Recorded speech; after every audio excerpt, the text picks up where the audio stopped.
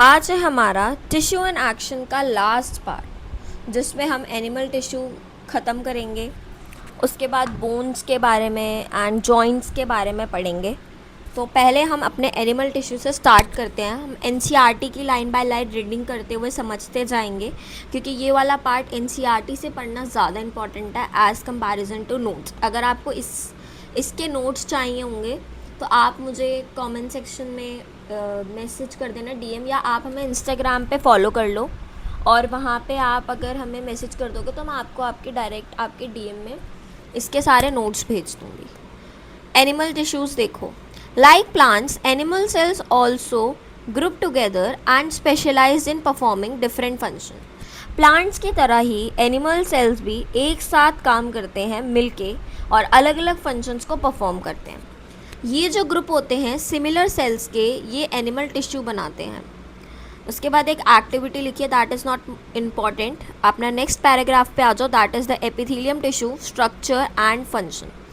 Epithelial tissue जो होता है वो outer covering of the body form करता है। हमारी बॉडी की जितनी भी आउटर कवरिंग है वो हमारे एपिथेलियल टिश्यू ने ही बना रखी है। जितने भी इंटरनल ऑर्गन्स होते हैं जैसे कि माउथ, लंग्स, ब्लड वेसल्स, इन सबको भी एपिथेलियल टिश्यू ही लाइन करता है। तो first point is epithelial tissue क्या होता है। एपिथेलियल टिश्यू हमारी बॉडी की आउटर कवरिंग है। हमारी बॉडी की जितनी भी आउटर कवरिंग है ये एपिथेलियल टिश्यू की बनी हुई है, जिसे हम स्किन बोल सकते हैं। ये हमारे इंटरनल ऑर्गन्स को लाइन करती है, जैसे कि माउथ हो गया, लंग्स हो गया, ब्लड वेसल्स, इंटेस्टाइन। ये किसकी बनी है? ये क्लोजली पैक्ड सेल्स की बनी है, जिनके अंदर बहुत ही थोड़ा थोड़ा सा स्पेस है। ये जो स्ट्रक्चर होता है ये प्रिवेंट करता है कि कोई जर्म हमारी बॉडी में एंटर ना हो जाए। ये वाटर लॉस को भी रिड्यूस करती है और हेल्प करती है absorption, secretion and movement of substances. सबसे पहले हमें पता चला एपिथेलियल टिश्यू की लोकेशन। अगर मैं आपको रिवाइज करूँ तो हमें सबसे पहले क्या पता चला? लोकेशन कहाँ पे प्रेजेंट है? Outer most covering of the skin. ठीक है, उसके बाद फंक्शन क्या परफॉर्म करती है? 3 मेन फंक्शन है, absorption, secretion and movement of substances. Next जो है यहाँ पे इन्होंने स्ट्रक्चर लिखा है। अगर एपिथेलियल टिश्यू जो है वो single layer of thin and flat cells का बना होगा तो इसका फंक्शन क्या होगा? हेल्प करेगा rapid diffusion of liquids and gases में। अगर आप यहाँ पे, ठीक है, क्या करेंगे? अगर सिंगल लेयर ऑफ थिन या फ्लैट सेल्स होंगे तो ये काम करेंगे diffusion of liquid and gases में। इनका लोकेशन कहाँ होगा? Lining of the tissue in the blood vessels and lungs. अच्छा, इस चीज़ को मैं आपको अपने नोट से कराती हूँ, वो ज़्यादा क्लियर होगा एज कंपैरिजन टू दिस। एक सेकेंड, ये देखो क्या लिखा है। एपिथेलियल टिश्यू जो होते हैं ये 6 टाइप्स के होते हैं। सिंपल स्क्वैमस, देन आता है हमारा stratified squamous, next is the cuboidal epithelial, columnar epithelium, ciliated columnar epithelium and glandular epithelium. Simple squamous जो है वो single layer of flat cells का बना होता है, जैसा कि आपको डायग्राम्स में शो हो रहा है। इसका लोकेशन कहाँ पे है? इसका लोकेशन है air sac of the lungs. हमारे लंग्स मतलब एल्यूविलाई में प्रेजेंट है, ब्लड कैपिलरीज में प्रेजेंट है। लास्ट वाला आपको जो मैंने हाईलाइट नहीं कर रखा एग्जाम्पल, वो आपको नहीं पढ़ना। इसका फंक्शन होता है गैसेस से डिफ्यूज करना, फिल्ट्रेशन करना एंड फ्रिक्शन रिड्यूस करना। नेक्स्ट आपको आता है स्ट्रैटिफाइड स्क्वैमस एपिथेलियल, जो बहुत सारे लेयर ऑफ फ्लैट सेल्स का बना है। इसकी लोकेशन भी स्किन है, mouth and foot pipe. Foot pipe oesophagus को बोलते हैं। इसका फंक्शन होता है प्रोटेक्शन करना। नेक्स्ट आता है क्यूबॉइडल एपिथेलियम, जो क्यूब शेप्ड सेल्स का बना है, जिसकी लोकेशन है थायरॉइड ग्लैंड, किडनी ट्यूब्यूल्स। इसका फंक्शन है सिक्रीशन एंड एब्जॉर्प्शन। यहाँ पे मेनली आपको फंक्शंस पता होने चाहिए कि कौन सा सेल्स। अब बुक में क्या है ना, वहाँ पे इनके नाम नहीं लिखे हुए एपिथेलियम के, उन्होंने सिर्फ शेप लिखी है। Single layer of flat sales के बने होंगे तो उनका लोकेशन फंक्शन कहाँ है या नाम नहीं लिखा हुआ है। बट अगर आप नाम के साथ याद करोगे तो ज़्यादा ईजी रहेगा, क्योंकि जैसा इनका नाम है ना वैसी ही इनकी शेप है, तो ज़्यादा जल्दी से याद हो पाएगा हमें। नेक्स्ट आता है कॉल्यूमिनार, जो टॉल और पिलर लाइक सेल्स होते हैं। यहाँ आप डायग्राम से इमेजिन करके अपने दिमाग में बैठा सकते हो कि जो कॉल्यूमिनार का मतलब है जो लंबे, टॉल और पिलर लाइक सेल्स होते हैं। इनकी लोकेशन है स्टमक एंड स्मॉल इंटेस्टाइन। इनका काम होता है एब्जॉर्प्शन करना डाइजेस्टेड फूड का। नेक्स्ट आता है सिलिएटेड कॉल्यूमिनार एपिथेलियल। सिलिएटेड, सीलिया मतलब होता है हेयर लाइक आउटग्रोथ, तो सिलिएटेड का मतलब है हेयर लाइक आउटग्रोथ, कॉल्यूमिनार का मतलब है long cells, tall and pillar like cells. तो ऐसे टॉल और पिलर लाइक सेल्स जिनके अंदर सीलिया होगा, मतलब हेयर लाइक आउटग्रोथ जो आपको दिख रही है यहाँ पे, तो इन्हें हम बोलेंगे सिलिएटेड कॉल्यूमिनार एपिथेलियम, जो हमारे ट्राकिया में प्रेजेंट है और ब्रोंकियाई में प्रेजेंट है। ओविडक्ट या फिलोपियन ट्यूब अभी आपको नहीं पढ़ना। नेक्स्ट आता है फंक्शन क्या है। सीलिया मूव करता है म्यूकस को, डस्ट करता है माइक्रोब्स को रेस्पिरेटरी ट्रैक से और हेल्प करता है egg in the oviduct. Last one is the glandular epithelium, जो एपिथेलियल सेल्स मॉडिफाई होता है ग्लैंड्स की तरह। इसका एग्जाम्पल दिया है sweat gland, salivary glands, gastric glands. And the last one is the simple versus stratified epithelium. यहाँ पे एक डिफरेंस दिया है छोटा सा, कुछ क्विक पॉइंट्स दिए हैं, की पॉइंट्स एनसीईआरटी के, ठीक है। यहाँ पे हमारा एपिथेलियल टिश्यू ओवर हो जाता है। अगर आप ध्यान से देखोगे तो यहाँ पे यही सब दिया हुआ है, जैसे यहाँ पे production of mucus, hormone, sweat, saliva, ठीक है। तो यहाँ पे क्या लिखा है, ये क्यूबॉइडल भी हो सकते हैं, कॉल्यूमिनार। तो यहाँ पे क्या है ना, बुक में ना बहुत ज़्यादा ना ऐसा मतलब कोई रैंडम सीक्वेंस में नहीं लिखा हुआ है और इससे याद करना थोड़ा डिफिकल्ट हो जाएगा, तो आप उससे ही पढ़ना है एपिथेलियल टिश्यू को। नेक्स्ट आते हैं हम, how are various parts connected in our body. हमारी बॉडी में हर पार्ट कैसे कनेक्टेड है। अगर आप ध्यान से देखोगे तो यहाँ पे एपिथेलियल टिश्यू की पूरी लोकेशन बताई है। अगर आप देखोगे यहाँ पे देखो सीलिया है ऊपर, यहाँ पे भी सीलिया हैं, ठीक है। ये देखो, ये आप पहचान सकते हो ये कौन सा है, कॉल्यूमिनार एपिथेलियम है। तो यहाँ पे दिखाया कि कैसे हमारी बॉडी के अंदर डिफरेंट एपिथेलियल टिश्यूज़ जो हैं, यहाँ पे आप काम भी कर सकते हो। हर इसके नीचे, बॉक्स के नीचे एपिथेलियल टिश्यू का नाम लिख सकते हो कि ये कौन कौन से एपिथेलियल टिश्यू इस लोकेशन पे प्रेजेंट है। मे बी ये डायग्राम आपको केस स्टडी में आ जाए या पिक्चर बेस्ड क्वेश्चंस में आ जाए कि पहचान के लिखो कि कहाँ पे कौन सा एपिथेलियल प्रेजेंट है। तो how are various parts connected in our body, कैसे हमारे बॉडी के अंदर वेरियस पार्ट्स कनेक्टेड हैं। You have read that blood connects different parts of the body by transporting nutrients, gases या हार्मोन्स। आपको पता है आपकी बॉडी के अंदर पूरा ट्रांसपोर्ट का काम जो है ब्लड करता है।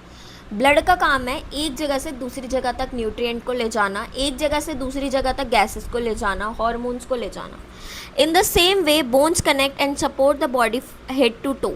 हमारी पूरी बॉडी के अंदर बोन्स है, कितनी बोन्स है टोटल, 206 बोन्स जो है ना वो हमारी पूरी बॉडी को कनेक्ट करता है, ठीक है। 206 बोन्स, ये 206 बोन्स हमारी पूरी बॉडी को कनेक्ट करता है, पूरी बॉडी का एक स्ट्रक्चर फॉर्म करने में हेल्प करता है। हमारी पूरी बॉडी जो है वो एक सपोर्ट पे खड़ी है, that is the bones. A tissue that connects and supports other tissue is called connective tissue. नाम से पता चल रहा है connective, it means that is connecting something, कुछ तो है जिसे जोड़ रहा है। तो कनेक्टिव टिश्यू कनेक्ट करता है, सपोर्ट करता है दूसरे सारे सेल्स को। Both blood and bones are connective tissue, दोनों ब्लड और बोन्स कनेक्टिव टिश्यू है। तो अगर आपसे कनेक्टिव टिश्यू का एग्जाम्पल पूछेंगे तो क्या बोलोगे, ब्लड एंड बोन्स, ये दोनों ही कनेक्टिव टिश्यू होते हैं। दो both are connective tissue they differ in composition and consistency. जैसे कि दोनों ही कनेक्टिव टिश्यू हैं तो इनकी कॉम्पोजिशन और कंसिस्टेंसी बहुत ज़्यादा अलग होती है। कैसे, ब्लड जो है वो एक तरीके का फ्लूइड है, वाइल जो बोन है वो हार्ड है। तो ब्लड क्या है, फ्लूइड है, एंड बोन क्या बहुत ज़्यादा हार्ड है। This difference is due to the matrix, matrix मतलब जिस मटेरियल के बने हुए हैं, which is watery, soft, jelly like in blood and hard, solid and rigid in bones. तो ब्लड एंड बोन में क्या डिफरेंस है, ब्लड जो होता है वो फ्लूइड होता है, बोन जो होता है वो हार्ड होता है। ये एक डिफरेंस है। क्यों है ये डिफरेंस, इनके मैट्रिक्स मतलब जिस चीज़ के बने हुए हैं। जैसे जो आपका ब्लड है वो वाटरी, पानी तरह बना हुआ है, सॉफ्ट है, जेली लाइक है, और जो बोन्स होती हैं वो हमारी हार्ड, सॉलिड और रिजिड होती है। उसके बाद यहाँ पे आपको ऐसा कुछ दिया नहीं है, सिर्फ यहाँ पे एक एक्टिविटी दी है। और इसके बाद यहाँ पे इस डायग्राम को देखना है, ये बहुत इंपॉर्टेंट है। मैं आपको बार बार रिपीट कर रही हूँ कि सारे डायग्राम्स बहुत इंपॉर्टेंट है इस चैप्टर के। पहले में आपको यहाँ पे लिखा है कॉम्पोनेंट्स ऑफ द ब्लड, क्योंकि आपसे ये अगर आपके बुक में कोई चीज़ का नाम मेंशन है ना तो उससे रिलेटेड आपसे पूछ सकते हैं कुछ भी, फिर आप ये नहीं कह सकते this is the out of the syllabus. No, वो आपके सिलेबस का है क्योंकि वहाँ पे लिखा है। तो यहाँ पे क्या लिखा है कि ब्लड हमारा किन किन चीज़ों का बना होता है। जो ब्लड होता है ना वो हमारा प्लाज्मा का बना होता है, that is 55% of the total volume. और कुछ फॉर्म्ड एलिमेंट्स का बना होता है। क्लास 11th में आप पढ़ोगे कि फॉर्म्ड एलिमेंट्स क्या होते हैं, बट अभी आपको नहीं पढ़ना, यहाँ पे सिर्फ इतना पढ़ना है कि 45% जो है टोटल वॉल्यूम का वो फॉर्म्ड एलिमेंट्स हैं, 55% परसेंटेज याद होना भी इंपॉर्टेंट है कि कितना परसेंट प्लाज्मा है, कितना परसेंट फॉर्म्ड एलिमेंट्स है। फॉर्म्ड एलिमेंट्स में लिखा WBC, और WBC का मतलब पता नहीं आपको पता है कि नहीं पता, वाइट ब्लड सेल्स। तो जो हमारे फॉर्म्ड एलिमेंट्स ब्लड के अंदर वाइट ब्लड सेल्स प्रेजेंट है, प्लेटलेट्स प्रेजेंट है, RBCs red blood cells present है। ठीक है, हमारा ब्लड इन चीज़ों का बना है। उसके बाद यहाँ पे ना 3 बोन्स का नाम लिखा हुआ है, जैसे बोला है हमारी बॉडी के जो कनेक्टिव टिश्यू है वो बोन और ब्लड का बना हुआ है। तो यहाँ पे 3 बोन्स दिए हैं, collarbone, long bone and kneecap. Kneecap knee में प्रेजेंट है, फिर ये हमारी लॉन्ग बोन है। अभी आपको इन सब के नाम नहीं पढ़ने, वैसे ये ह्यूमरस होता है। ठीक है, नेक्स्ट यहाँ पे कोलर बोन दी हुई है, ये भी आपको नहीं पढ़ना है, वैसे इन सब के अलग अलग नाम होते हैं। लॉन्ग बोन वगैरह नाम नहीं होते हैं, इनके अलग नाम होते हैं। ठीक है, नेक्स्ट आ जाता है हमारा arrangement of tissue at the joint. अब कैसे अरेंज है हमारे टिश्यू जॉइंट पे? टेंडन होता है, कार्टिलेज होता है एंड द लिगामेंट होता है। ठीक है, तो ये 3 चीज़ें हमारे जॉइंट के अंदर प्रेजेंट होती हैं। Last one is the can we control in our movement. क्या हम हमारे मूवमेंट को कंट्रोल कर सकते हैं? देखो, some movements are under are conscious control. कुछ मूवमेंट ऐसे होते हैं जो हमारे कंट्रोल में हैं, जैसे रन, जब भागना है हमें पता है कि कब भागना है, ये कॉन्शियस कंट्रोल है जो हम खुद कर रहे हैं, राइट, या लिफ्टिंग ऑब्जेक्ट्स, ये सारे वॉलंटरी मूवमेंट्स होते हैं। वॉलंटरी मूवमेंट का मतलब है जिस पे हमारा कंट्रोल है, जो हम अपनी कॉन्शियसनेस से कर रहे हैं। Are carried by the skeletal muscles. तो जितने भी वॉलंटरी मूवमेंट्स होते हैं वो स्केलेटल मसल्स हेल्प करती हैं, which are attach to the skeletal, जो स्केलेटल से अटैच होते हैं। ये किसके बने होते हैं? ये बने होते हैं bundle of long cylindrical cells, जिन्हें हम बोलते हैं मसल फाइबर्स। तो जितने भी मूवमेंट्स हमारे कंट्रोल में हैं, जो अपनी कॉन्शियसनेस से हम कर रहे हैं, that are the voluntary movements. ये हमारे स्केलेटल सिस्टम से अटैच होते हैं। अब ये स्केलेटल क्या है? ये bundle of long cylindrical cells है, ऐसे सेल्स का बना हुआ है जो लंबे हैं, सिलेंड्रिकल हैं, और जिन्हें हम बोलते हैं मसल फाइबर्स। अब मसल फाइबर्स कैसे होते हैं? अनब्रांच्ड होते हैं, मल्टी न्यूक्लिएट होते हैं। मल्टी न्यूक्लिएट मतलब बहुत सारे न्यूक्लियाई होते हैं, और स्ट्रिएटेड होते हैं, मतलब light and dark band show करते हैं। नेक्स्ट आता है, अब जो इनवॉलंटरी मूवमेंट्स होते हैं हमारी बॉडी में वो कैसे होते हैं? Yes, many body movements occur automatically. अब कुछ मूवमेंट्स अपने आप हो रहे हैं, heart is beating, heart beat कर रहा है, इसके अंदर हम कुछ नहीं कर रहे हैं, वो अपने आप बीट कर रहा है। आप रेस्पिरेटरी सिस्टम पूरा काम कर रहा है, उसमें आप कुछ नहीं करते। डाइजेस्टिव सिस्टम आपका काम करता है, आप कुछ नहीं करते। आप अपने डाइजेशन में आपका कोई कंट्रोल नहीं है, ये पूरा काम आपकी बॉडी का है। ये आपके बिना किसी कॉन्शियस कंट्रोल के हो रहा है, जो आपके हाथ में नहीं है। For example, the movement of food in the intestine, बोला मैंने डाइजेशन सिस्टम, आपका डाइजेशन पे आपका कोई कंट्रोल नहीं है, that is not in your hand. Beating of the heart, these are the involuntary movements. जो मसल्स रिस्पॉन्सिबल होती हैं इन मूवमेंट्स के लिए, वो होती हैं स्मूथ मसल्स। तो यहाँ पे आपको दिया है different types of muscles, 3 type की होती हैं। एक होता है skeletal muscle, next is the smooth muscle, last one is the cardiac muscle. तो जो मसल्स हमारे डाइजेशन में हेल्प करती हैं उन्हें हम बोलते हैं smooth muscles, which are found in organs. कहाँ मिलती हैं ये? स्टमक में, इंटेस्टाइन में।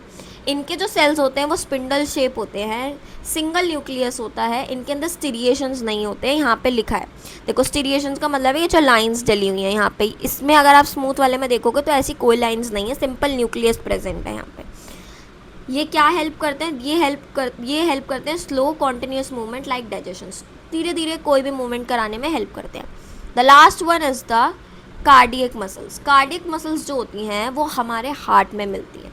ये जो फाइबर्स होते हैं सिलेंड्रिकल होते हैं, ब्रांच होते हैं, और इनके अंदर सिंगल न्यूक्लियस प्रेजेंट होता है। फेंट स्टीरिएशंस होती हैं बट बहुत हल्की हल्की, देखो दिख रही हैं बट हल्की हल्की दिख रही हैं। Cardiac muscles work tirelessly and rhythmically, मतलब एक रिदम में काम करते हैं और अनेबल करते हैं हार्ट को कि वो बीट कर सके through out the life without फिटीग, मतलब बिना रुके हमारा हार्ट बीट कर सके। अब जो हमारा पार्ट आता है that is how does the body sense, communicate and respond.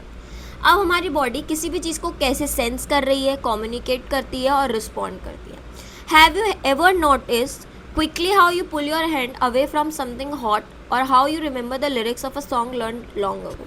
कभी सोचा है आपने, चाय का कप होता है, अगर मैं उसको आपको पकड़ाऊँ तो यू कैन सेंस कि बहुत ज़्यादा गर्म है और आप उसको तुरंत छोड़ दोगे। ये कैसे पॉसिबल है? या आप कोई टाइम, बहुत टाइम पहले आपने कोई गाना सुना होता है, हो सकता है किसी को एग्जैक्टली 100% उसके लिरिक्स याद ना हो, बट थोड़े बहुत उसके लिरिक्स याद होते हैं। तो ये वो एक्शंस होते हैं जो हमारे नर्वस टिश्यूज़ कराते हैं, जो हमारे बॉडी के अंदर बॉडी के कंट्रोल को फॉर्म करते हैं और कोऑर्डिनेशन नेटवर्क बनाते हैं। जो हमारा ब्रेन है ना, that is the control centre. हमारा ब्रेन जो है ना, हर चीज़ को कंट्रोल कर रहा है हमारी बॉडी में। हार्ट बीट से लेके डाइजेशन से लेके हमारे जितने भी रिस्पॉन्सेज हम करते हैं, सारे ही एक्शंस के लिए हमारा ब्रेन रिस्पॉन्सिबल है। हमारी बॉडी के अंदर कोऑर्डिनेशन बैठाता है, मेमोरी को रखता है, रिस्पॉन्सेज देता है हमारी बॉडी के अंदर। मसल्स जो होती हैं ना, वो वॉलेंट्री भी हो सकती है, वो इनवॉलेंट्री भी हो सकती है, बट वो खुद से काम नहीं कर सकती। मसल से भी काम कराने वाला ब्रेन ही है, वो इंडिपेंडेंटली काम नहीं कर रहा। इनको इंस्ट्रक्शंस मिलते हैं किससे? नर्वस टिश्यू से। फॉर एग्जांपल, एक्सरसाइज के टाइम पर आपका ब्रेन आपको सिग्नल देता है heart to beat faster to meet body increase oxygen demand. क्या लिखा है? जब आप भाग रहे होते हो, हैव यू एवर नोटिस कि आपकी हार्ट बीट कितनी ज़्यादा फास्ट हो जाती है? ऐसा क्यों होता है? क्योंकि आपकी बॉडी को सिग्नल्स मिलते हैं ब्रेन के थ्रू कि आपकी बॉडी को, आपके हार्ट को ज़्यादा तेज़ बीट करना पड़ेगा ताकि ऑक्सीजन की डिमांड इंक्रीज़ हो सके बॉडी भागते वक्त। क्योंकि भागते वक्त आप ऑक्सीजन आपकी बॉडी से ज़्यादा निकल रही है, इसी वजह से आपकी बॉडी को इंस्ट्रक्शंस मिलते हैं, आपके हार्ट को इंस्ट्रक्शंस मिलते हैं कि अब आपकी बॉडी को फास्ट बीट करना है ताकि ऑक्सीजन डिमांड की वो ऑक्सीजन डिमांड पूरी कर सके। तो जो सेल्स होते हैं नर्वस टिश्यू के, उन्हें हम बोलते हैं neurons. That is the very very important. Paper में न्यूरॉन का डायग्राम बनाने के लिए आ सकता है, प्लस लेबलिंग में भी आ सकता है, बट 99% चांसेस हैं कि ये बनाने के लिए ही आता है, लेबलिंग करने के साथ साथ। ठीक है, तो सेल्स जो होते हैं नर्वस टिश्यू के, इन्हें हम बोलते हैं न्यूरॉन्स या नर्व सेल्स, जो बहुत ही स्पेशलाइज होते हैं, रिसीव करते हैं, प्रोसेस करते हैं और ट्रांसमिट करते हैं मैसेज। इनका काम क्या है? किसी भी मैसेज को लेना, उसे प्रोसेस करना और उसमें मैसेज ट्रांसमिट करना। हर न्यूरॉन के 3 पार्ट्स होते हैं। सेल की बॉडी होती है जिनके अंदर न्यूक्लियस होते हैं, कंट्रोल करता है सेल एक्टिविटीज़ को। डेंड्राइट्स क्या करता है? रिसीव करता है सिग्नल्स दूसरे न्यूरॉन्स से। फिर आपका आता है एक्सॉन, जो लॉन्ग फाइबर होते हैं, जो मैसेज को कैरी करते हैं एक सेल से दूसरे सेल में। लास्ट हमारा साइनेप्स और नर्व एंडिंग आ जाती है। जो एक्सॉन टर्मिनल होता है, वो ट्रांसमिट करता है message to the other cell. अभी हम सबसे पहले काम करते हैं, हम न्यूरॉन का डायग्राम बनाएंगे। ठीक है, क्योंकि ये सबसे ज़्यादा इम्पॉर्टेंट है आपके लिए।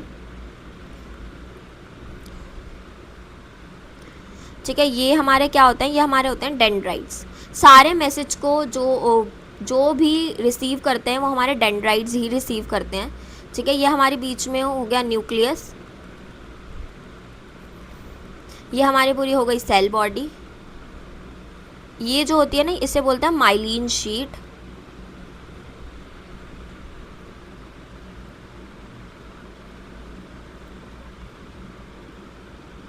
And this is the nerve ending.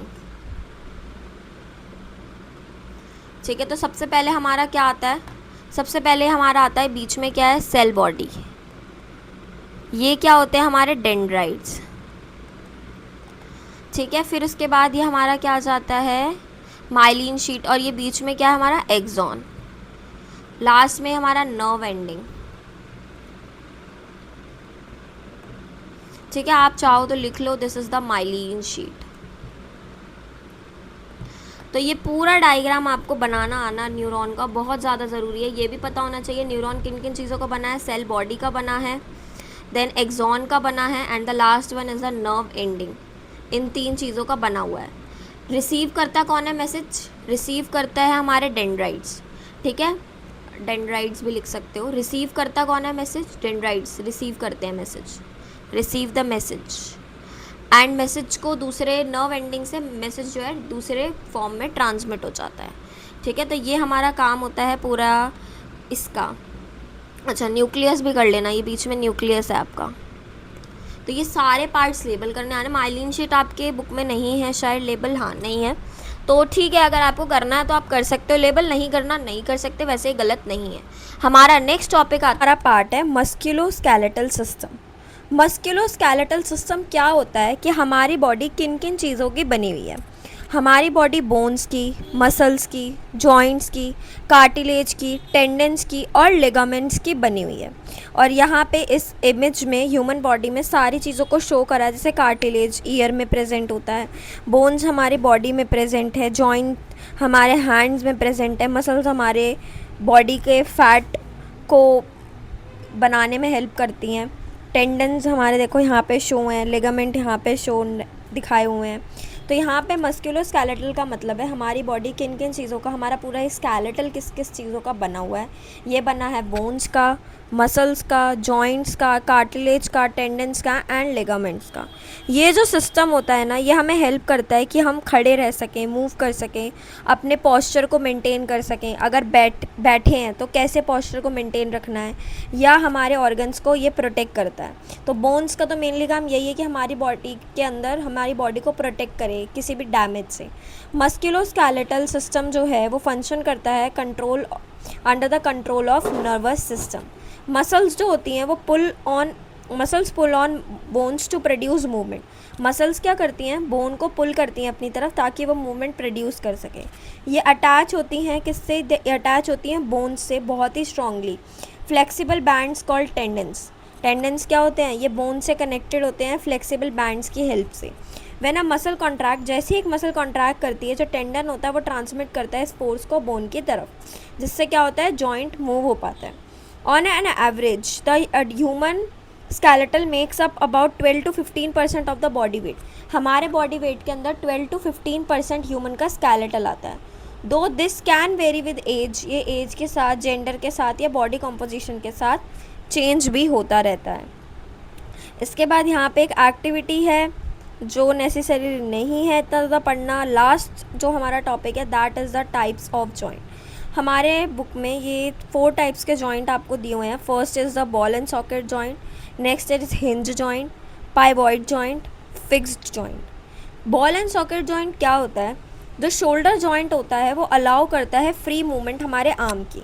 हमारी बॉडी के अंदर जो आप शोल्डर मूव करते हो, यहाँ पे ball and socket type of joint present है, जो हमारी बॉडी के शोल्डर को किसी भी डायरेक्शन में मूव करने में हेल्प करता है। ऐसा क्यों होता है, ये इसलिए होता है क्योंकि ये rounded top of the upper arm bone fits into the shallow hollow of the shoulder bone.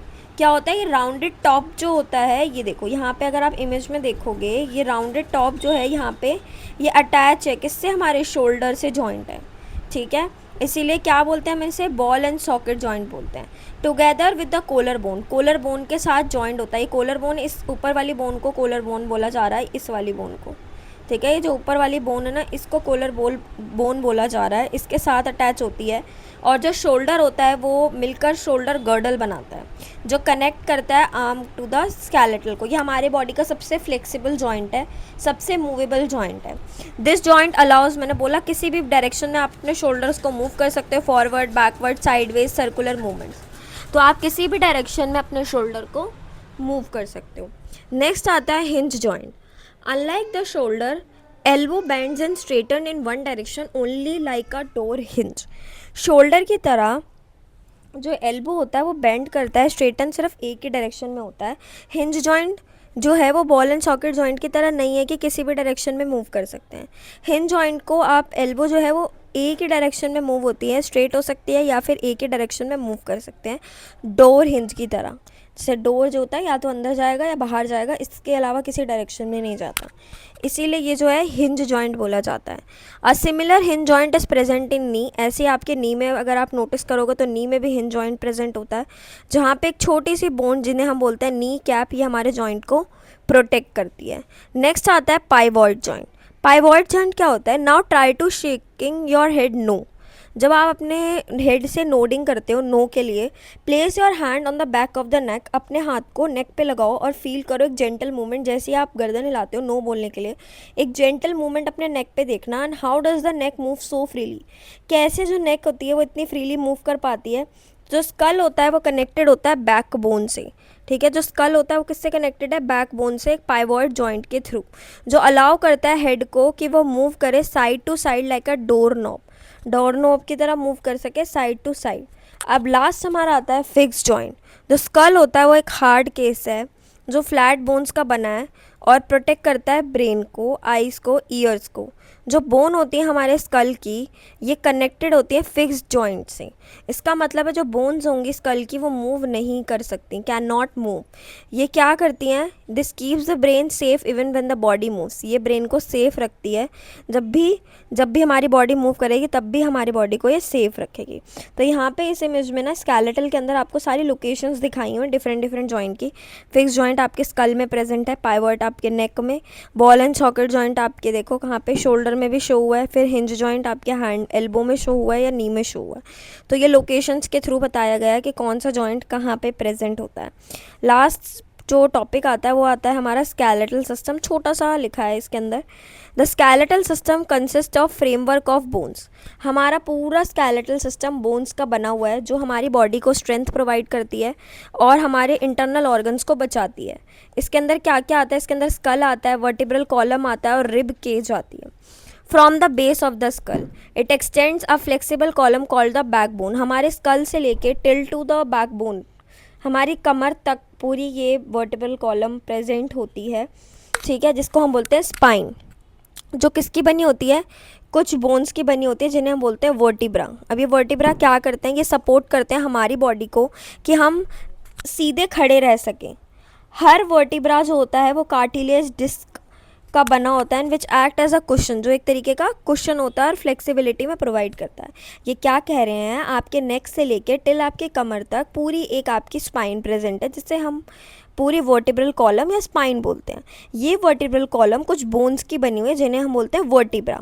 ये किस में हेल्प करते हैं, आप खड़े रह सको, अपराइट खड़े रह सको, आपकी बॉडी के अंदर फ्लेक्सिबिलिटी आए, so we can bend and twist without the injury the internal spinal cord. तो बिना अपने स्पाइनल कॉर्ड को इंजर्ड करे हुए आप आराम से अपने आप को ट्विस्ट भी कर सकते हो। Can you feel the bones under your chest, क्या आपने अपने चेस्ट के में कहीं पे बोन्स फील करी हैं, इनको हम बोलते हैं रिब्स। जो हमारी बोन्स चेस्ट में प्रेजेंट है इन्हें क्या बोलते हैं, ribs. And you have 12 pair of ribs together they form the rib cage. तो ये याद रखना है कि आपके पास कितने पेयर ऑफ रिब्स हैं, आपके पास 12 पेयर ऑफ रिब्स हैं और ये मिलकर रिब केज बनाते हैं। और जो रिब केज होता है ये एक्ट करता है एक प्रोटेक्टिव केज की तरह और हमारे वाइटल ऑर्गन्स को प्रोटेक्ट करता है, वाइटल ऑर्गन्स जैसे कि हार्ट या फिर lungs. But you may wonder how can such a strong cage move. कभी सोचा है कि इतना स्ट्रॉन्ग केज मूव कैसे करता है and why does it need to be move, क्यों मूव करना पड़ता है इसे हमें। तो जो रिब्स अटैच होती हैं हमारे स्पाइन से बैक में and breast bone sternum in front, ये जॉइन होती है किससे, फ्लेक्सिबल कार्टिलेज से। ये स्पाइन जो होती है वो हमारी ब्रेस्ट बोन मतलब स्टर्नम से जॉइंट होती है एक फ्लेक्सिबल कार्टिलेज के थ्रू। ये जो फ्लेक्सिबिलिटी होती है ये अलाउ करती है रिब केज को कि एक्सपेंड कर सके, कॉन्ट्रैक्ट कर सके ब्रीथिंग के टाइम पे। और ये जो मूवमेंट होता है ये इंक्रीज़ करती है, डिक्रीज़ करती है, क्या हमारे चेस्ट रीजन के अंदर स्पेस को इंक्रीज़ या डिक्रीज़ करती है ताकि एयर जो है वो इन एंड आउट जा सके हमारे लंग्स से। जो इंजरी होती है हमारे रिब्स को वो हमारे ब्रीथिंग को पेनफुल भी बना सकती है या इवन डिफ़िकल्ट भी बना सकती है। तो that's it for this chapter. Tissue in action हमारा यहाँ पे ख़त्म हो गया है, ठीक है। यहाँ पे अब आपको जो दिए हैं आपके कुछ एक्सरसाइज क्वेश्चंस दिए हुए हैं, तो हम एक वीडियो और बनाऊंगी मैं जिसके अंदर आपको सारे एक्सरसाइज क्वेश्चंस कराऊंगी, क्या क्योंकि काफ़ी इंपॉर्टेंट है इसके क्वेश्चन आंसर्स, और जितने भी एक्स्ट्रा क्वेश्चन आंसर्स यहाँ से बन सकते हैं वो भी कराऊंगी, ठीक है। That's it for the today's video. Channel को सब्सक्राइब करना, वीडियो को लाइक करना, अपने फ्रेंड्स के साथ इस वीडियो को शेयर करना।